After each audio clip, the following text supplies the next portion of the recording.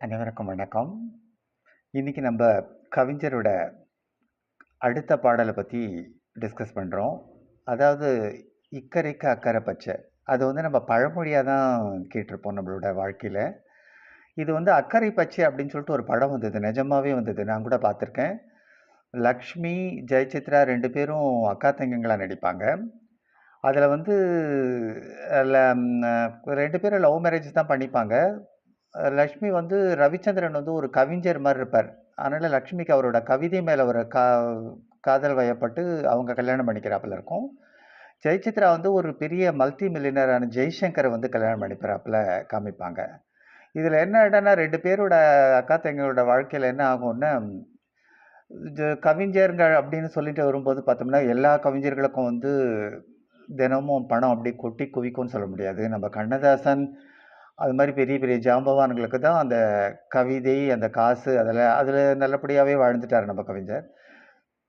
நம்ம கதை பிரகாரம் வர ரவிச்சந்திரனுக்கு அவ்வளோவா போதிய வருமானம் இல்லை. ஆனால் கவிஞர், அதனால் அவங்க சாதாரண ஒரு வீட்டில் தான் இருந்துகிட்ருக்காங்க. ஆனால் ஜெயசித்ரா இருக்காங்க பாருங்கள், அவங்க ஒரு மல்டி மில்லியனர் ஜெய்சங்கரை கல்யாணம் பண்ணியிருக்காங்க. அவர் பிஸ்னஸ் மேனுங்கிறன்னு அவங்க பெரிய பங்களாவில் இருக்காங்க. ஆனால் இங்கே சாதாரண வீட்டில் இருந்தால் கூட ஓலை குடிசை மாதிரி காமிப்பாங்க சினிமாவில். இருந்தாலும் இதில் இவங்க ரெண்டு பேரும் ரொம்ப அந்யோன்யமாக இருப்பாங்க. சைக்கிள் மட்டும்தான் இருக்கும். சைக்கிளில் தான் அவர் கூட்டிகிட்டு போவார் லக்ஷ்மியை. அதில் ஒரு சாங் கூட இருக்கும், ஊர்கோலம் போகின்ற கிளி கூட்டம் எல்லாம் ஊரார்க்கு சொல்லுங்கள் இன்று, ஒரு ஜோடி கிளிங்கள் வருகின்ற நேரம் அப்படி போகும் அந்த பாட்டு. அதில் ரெண்டு பேரும் சைக்கிளில் போவாங்க. அவங்க ரெண்டு பேரும் ஒரு காரில் போகிறதாப்புல காமிப்பான். நடுவில் ரெண்டு பேரும் மீட் பண்ணிப்பாங்க. மீட் பண்ணிக்கும்போது லக்ஷ்மிக்கு காரை பார்த்த உடனே, ஐயோ நம்ம கையில் கார் இல்லையே, நம்ம தலையெழுத்து இந்த ஓட்ட சைக்கிளில் வரமே அப்படிங்கிற உணர்வும். ஜெயசித்ராக்கு அக்கா அழகாக கணவரோட உட்காந்துக்கிட்டு சைக்கிளில் ஜோடியாக போகிறாங்களே அப்படிங்கிற ஒரு பொறாம உணர்வும். அந்த நெருக்கம் இல்லை. காரை முன்பக்கம் ஒரு ஓட்டிகிட்டு இருக்கும். ஜெய்சங்கர் பிஸ்னஸை பற்றியே திங்க் பண்ணிகிட்டு இருப்பார். அதனால் ஜெயசித்ராக்கு ஒரு மாதிரி போரிங்காக இருக்கும். ஐயோ என்னடா இது, இப்படி கூட ஒரு வாழ்க்கையா அப்படின்னு. அப்போ தான் நினச்சிப்பாங்க. இது மாதிரி சின்ன சின்ன விஷயங்களை அந்த படத்தில் ரொம்ப அழகாக டைரக்டர் குறிப்பிட்டிருப்பார். அப்போ இதில் ஒரு அனுபவம். இந்த பாட்டு இக்கரைக்கு அக்கறை பச்சை அப்படின்னு வரும்போது கவிஞர்கிட்ட போச்சான். கவிஞர் பாட்டெல்லாம் எல்லாம் எழுதி கொடுத்துட்டாராம். எம்எஸ்விட்ட சொல்கிறாராம், தயவு செஞ்சு இந்த பாட்டை இப்போ தொடர்ந்து பாடிட்டு இருக்க டிஎம்எஸ்ஓ பேர் சொல்லாமல் பெரிய பெரிய ஜாம்பவான்க கிட்ட தயவு செஞ்சு கொடுக்காத. ஆனால் அவங்க எல்லாரும் பாடினாங்கன்னா அதில் நீ என்ன கருத்தை சொல்ல போறியோ அது அது உங்களுக்கு புரியாமல் இருக்கும். புரியாமல் இருக்கன்னா பெரிய பாடகர்கள்ன்றது, அதனால் அந்த வரிகள்லாம் கொஞ்சம் அடிபட்டு போயிடும். அதனால் நீ என்ன பண்ணு, இதுவரையிலும் பாடாத யாருன்னா பாடணும். எனக்கு என்னமோ நீ ரொம்ப நல்லா பாடுறாப்புல இருக்கு, நீயே பாடின விசு அப்படின்னு சொன்னாராம். இவருக்கு ரொம்ப ஷாக்காக தூக்கி வாரி போட்டுதான்.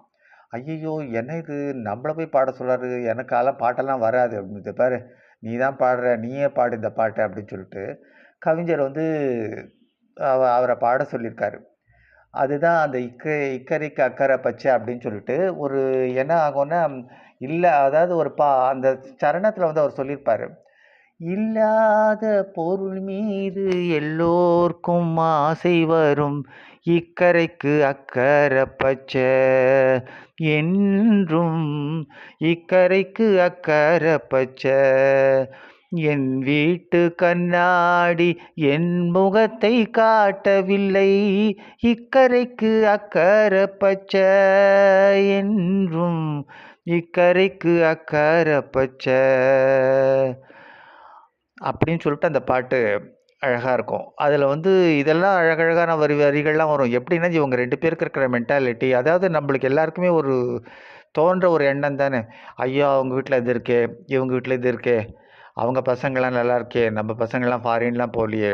இதுதான் அந்த மனுஷனோட ஒரு குணம். இல்லாத ஒன்று, நம்மக்கிட்ட இல்லாத ஒன்று அதை யார்கிட்ட இன்னொருத்தர்கிட்ட இருக்கோ அதை பார்த்து ஆசைப்படுறது தான் நம்ம எல்லாரோட இயல்பு. அதை தான் கவிஞர் ரொம்ப அழகாக தன்னோட பாட்டில் குறித்து கொடுத்துருப்பாரு. இது குறிப்பாக நான் சொன்னேன் பாருங்கள், இந்த பாடலை கவியரசர் கண்ணதாசன் நீயே பாடு விஸ்வநாதன் அப்படின்னு சொன்னதுனால தான் இந்த பாட்டு என்னமோ பயங்கரமாக அவர் பாடி முடித்தவுடனேயே இந்த பாடல் மூலமா அவருக்கு பிறகு நெறைய அதுக்கு பிறகு முகமது பின் துக்ளக், அந்த அல்லா அல்லா சாங்ஸு, அப்புறம் நெறைய எம்எஸ்வி பிள்ளையார் சொல்லவே வேணாம். நினைத்தாலே இனிக்கமல் ஒருமை அந்த சாங்ஸு எல்லாமே, அதாவது எம்எஸ்வி இல்லாத சாங்ஸே இல்லாத நிலைமையில வரும். அதுவும் பாலச்சந்தர், கண்ணதாசன் கூட்டி நின்னுனா நிச்சயமா இந்த வெள்ளி விழால கூட ஒரு சாங் ஒண்ணு வரும். ஜெமினி கணேசன் பாடிட்டுருப்பாரு. அப்புறம் ஸ்கூல் மாஸ்டர்ன்னு ஒரு படத்துல வரும். இந்த மாரி இந்த மனசாட்சி பாடுற பாடலுக்கெல்லாம் முன்னலாம் சீர்காழி தான் பாடிட்டுருப்பாரு. அது இப்ப என்னமோ தெரியல, கவிஞர் வந்து இவர ரெக்கமெண்ட் பண்ணினதுலேருந்து எம்எஸ்வியோட ராஜ்யம் கொடி கட்டி பறக்க ஆரம்பிச்சது. ஆனா, எம்எஸ்வியோட குரல கேட்க நம்ம குடுத்து வச்சிருக்கணும். அவருக்கு ஒன்லி இசையமைப்பாளர்ன்ற ஒரு இது மட்டும் தான் நம்ம பார்த்துருக்கோம். அவர் ஒரு சிறந்த பாடகர் அப்படிங்கிறது நெறைய பாடல்கள் மூலமா தெரிஞ்சுக்கிறோம். இதுக்கு எல்லாத்துக்கும் காரணம் கண்ணதாசன் அப்படிங்கிற ஒரு கவிஞர் தான். அந்த கண்ணதாசனோட மாமேதை, அவருக்கு வந்து எப்படி நம்ம என்ன சொல்றோம், அவர்கிட்ட எப்படி ரொம்ப ஆச்சரியமான ஒரு விஷயம், தத்துவம் சரி, காதலும் சரி, அத இயல்பான ஒரு மழை வந்து பெஞ்சுச்சுன்னா எப்படி வரும்? இப்படி அப்படின்னு சொல்ல முடியாது. எல்லாம் அது மாரி இயல்பா, இதமான மழையிலை போல அப்படியே ஒரு குரலா அழகா கொண்டுட்டு வருது. அந்த வரிகள் தன்ன போல வருது. நம்ம ஒரு பாட்ட சொல்றதா, 2 பாட்ட சொல்றதா அப்படின்போது, நெறையவே பாடல்கள் இருக்கு. நான் அதனால தான் முதல்ல இத வந்து வீடியோவா போட வேண்டாம். நம்ம எழுதவே எழுதிடலாம் அப்படின்னு சொல்லிட்டு தான் காலத்தை வென்றவன் சொல்லிட்டு ஒரு தொடர் இப்ப நான் எழுதிட்டுருக்கேன். 14 அத்தியாயம் எழுதிட்டுருக்கேன். அதில தத்துவ ரசம், காதல் ரசம், வரிசையா சோக ரசம் எல்லாமே பிடிஞ்சிருக்கு. எனக்கு பிடிச்சமான சில பாடல்கள்லாம் தொகுத்து 1, 2 அந்த பாடல்களை எப்படி அவர் எந்த சூழ்நிலையில எழுதினாரு, என்ன பண்ணாரு அப்படிங்கிறத தான் நான் கொஞ்ச நாளா பகிர்ந்துட்டு வந்திருக்கேன்.